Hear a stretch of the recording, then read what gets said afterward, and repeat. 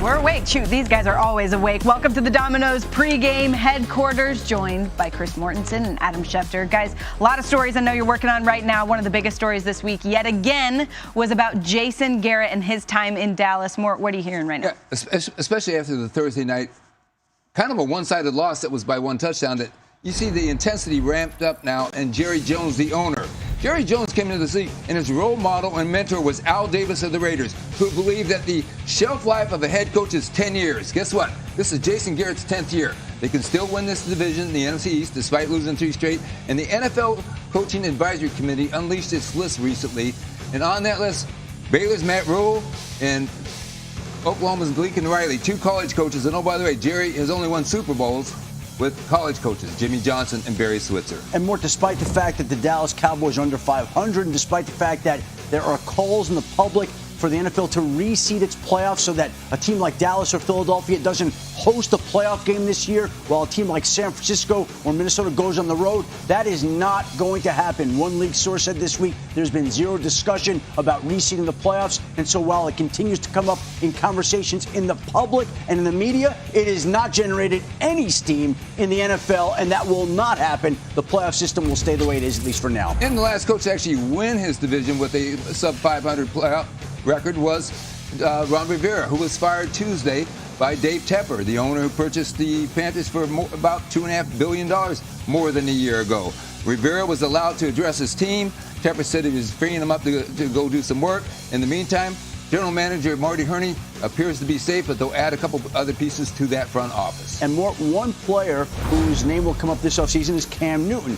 But at this point in time, before they hire a head coach, the Panthers are inclined to keep Cam Newton. And they're inclined to keep him because he's scheduled to make $18.6 million next season. That, they believe, is a value. And with his skill set and his talents and his price tag, they'd like to hold on to Cam Newton, depending on what the new head coach there says and thinks. But right now the thinking is old Cam. And Sam, by the way, Ron Rivera went to the Super Bowl with Cam in 2015. And Rivera, by the way, already activity there in terms of teams that have behind the scenes expressing interest. Yeah, that's certainly not surprising. It was really cool to hear this week all the players talk about their love for Ron Rivera. It's going to be strange to see him out there today. First time the Carolina Panthers have played without Ron Rivera since 2010. It'll be interesting to watch that team going forward. Still to come on Countdown, the Steelers and the Titans are both battling for the final spot of the AFC wildcard today. So what's really going on with Teddy's old teammate? He'll tell you what Vrabel's saying to 7-5. The Titans have the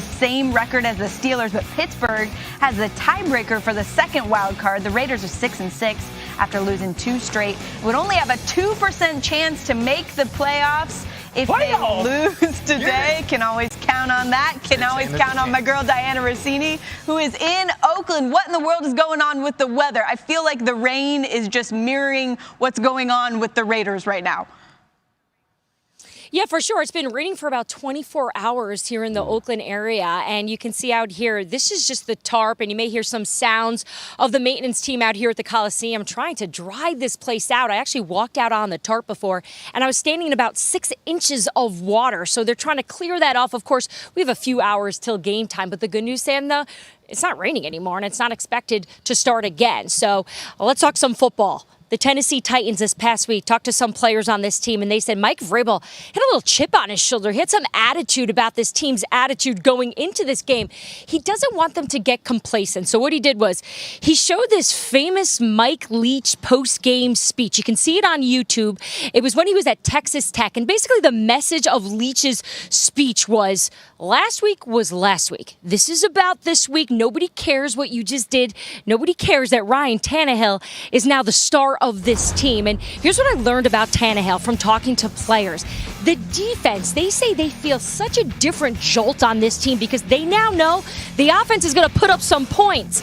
As for what he's doing with his receivers, he's meeting with them an hour before team meetings just to go over those routes.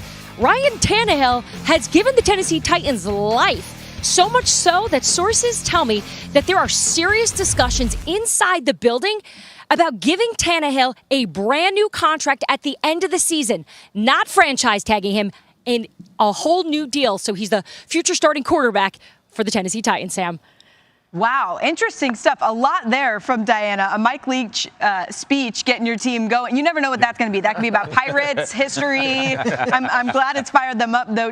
Teddy, these teams are interesting because I'm not really sure what to make of either one of them right now because we've seen such different sides of them. What do you make of the Titans right now? There's just no flash to the Tennessee Titans, and I'm glad we're giving the Titans some love on this show because, I mean, we don't talk about them because they're boring. But they're boringly good, in a solid way. And that's what our former teammate, Mike Vrabel, that's what Braves wants to do. That's what he wants to do, I could just hear him in front of his team meeting, talking to his team. Hey, let's not be the Patriots. Let's not be the Niners. We're not worried about nicknames. Fellas, don't worry about selling T-shirts, okay?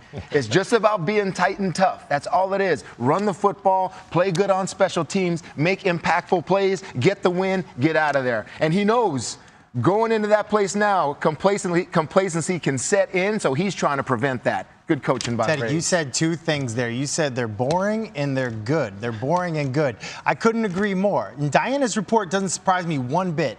Ryan Tannehill's the best quarterback in the league at play action since he started playing. The best. Number one, okay? Nobody better. The other thing is their run game marries to their pass game. Randy, tight end to the left, eye backfield, receivers over here in the slot. Tell me right now, is this run or pass? Run.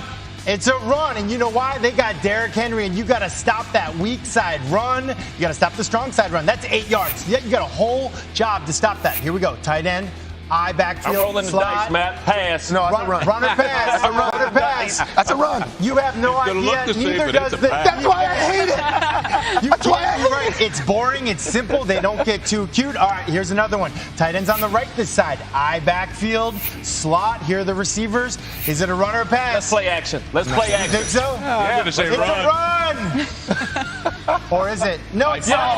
Here we go. All right, Randy, stick No, your ground. it was a run. Tannehill ran.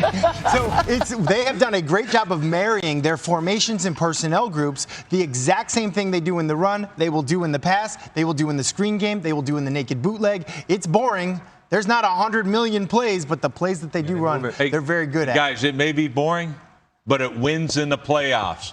When you can run the football and play defense, watch out, guys. You don't want this team in the playoffs. They're going to spoil all the parties out there because this is the type of team. I said it a few years ago when Jacksonville actually could play and they could run the football and play defense. That's this team right here.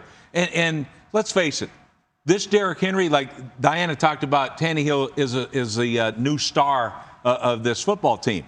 He's the biggest difference maker, but the star is Derrick Henry. Yeah. Feed that beast the football, and he reminds me of Earl Campbell, man. He runs over everybody. Rex, and I can't agree with you more. Ever since the change at quarterback with Tannehill, it has tremendously shaped this whole team. But like you said, Derrick Henry, when Derrick Henry first came to the Tennessee Titans, he was sharing some of the carries with Marcus Mariota. Now it's his solely his show. Ryan Tannehill has been doing some great things. It was a great tape you put up, Matt. You cannot decide if it's run or play action. Teddy, I asked you a couple weeks ago, you have a big back like that, and if he's squaring his shoulders up to that line of scrimmage, the month of December, Derrick Henry is going to be a load for teams to come, and I will see the Titans hopefully make this playoff. And just quickly, I'll bottom line it. Can the Titans win a championship? Yes, they can. But what it's going to take are plays off of special teams. Plays were like unexpected plays. I've lived it. I've won a championship before. Special teams touchdowns in the AFC Championship. Defensive touchdowns in the Super Bowl. It can be done. We'll see if they got the players to make them. So Teddy's saying this could be a Super Bowl team. Rex, I know you live in Nashville. Real quick, does it feel like fans are starting to get really excited about this group? Oh, no question. I hear about it constantly. How come Ryan Tannehill's not in the MVP conversation? Oh. Well, he might be in Nashville, but he ain't in the league. But believe me, they believe in this football team for good reason. Yeah, a lot of excitement around this one. And hey, silver lining for Bama fans who aren't so excited about the college football selection show coming up. You can watch the two Bama guys go after it today.